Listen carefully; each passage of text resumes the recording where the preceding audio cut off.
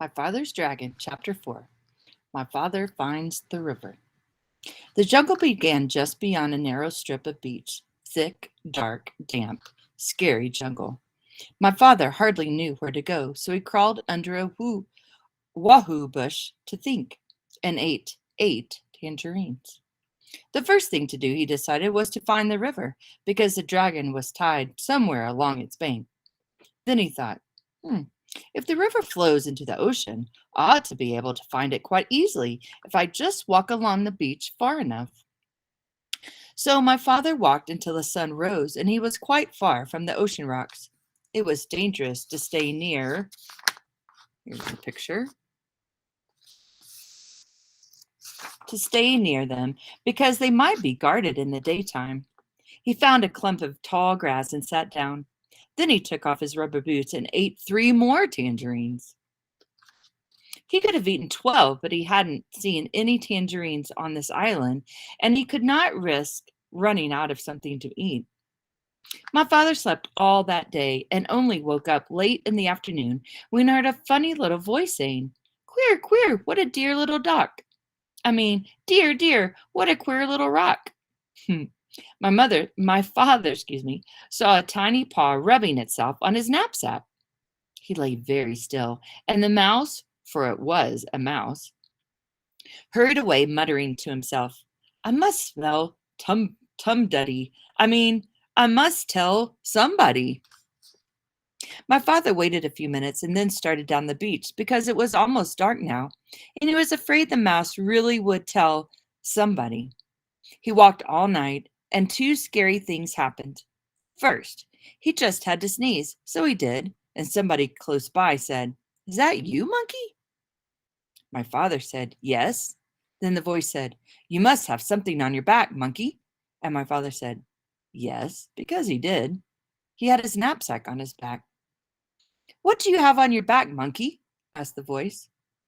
My father didn't know what to say because what would a monkey have on its back, and how would it sound telling somebody if it did have something? Just then, another voice said, "I bet you're taking your sick grandmother to the doctor's." My father said, "Yes," and hurried on. Quite by accident, he found out later that it had been talking to a pair of tortoises. The second thing that happened was that he nearly walked right between 2 wild boars who were talking in low, solemn voices. When he first saw the dark shapes, he thought they were boulders.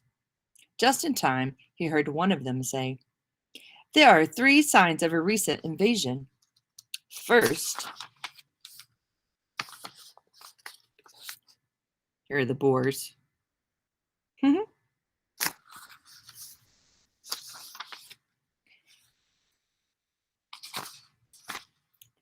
First, fresh tangerine peels were found under the wahoo bush near the ocean rocks.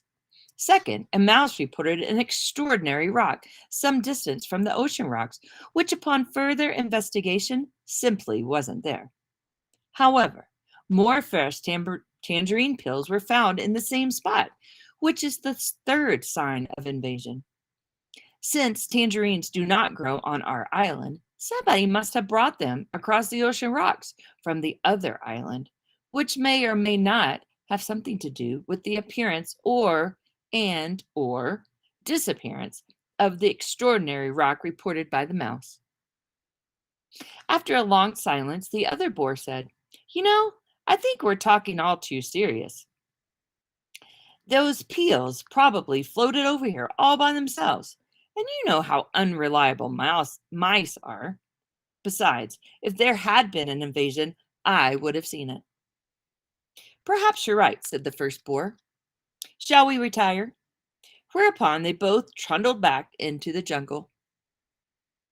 Well, that taught my father a lesson, and after that he saved all of his tangerine peels. He walked all night, and towards morning came to the river. Then his troubles really began. Look at these guys. Okay, question. And that's the end.